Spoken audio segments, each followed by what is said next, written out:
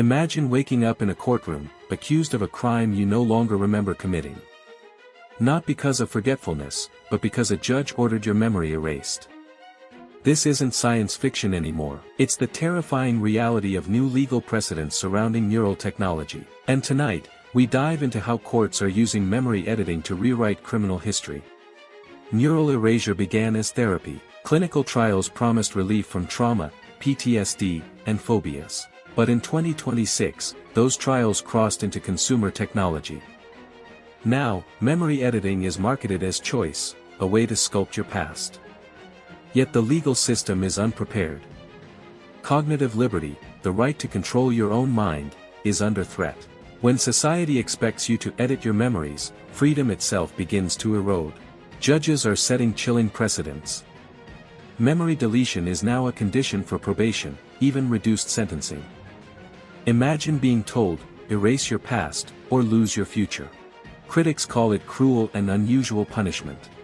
Because erasure doesn't just remove pain, it removes the ability to learn, to grow, to be accountable. Justice risks creating hollow citizens, legally innocent but stripped of history.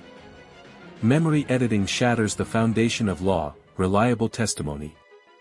If a witness can alter recollections, cross-examination becomes meaningless.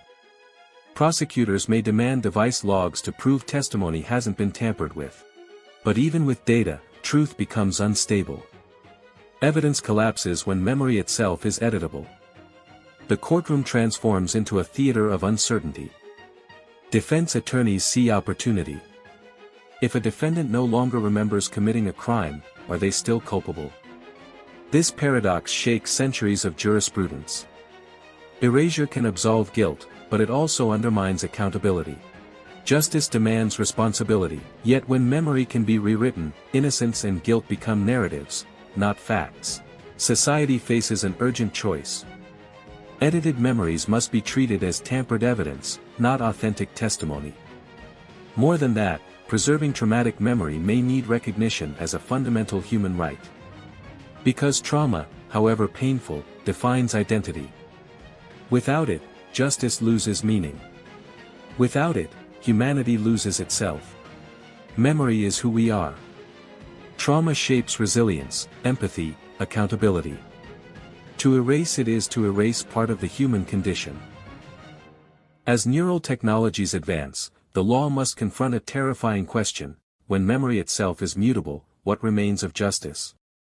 The precedents being set today will decide whether the future protects human identity, or rewrites it at will.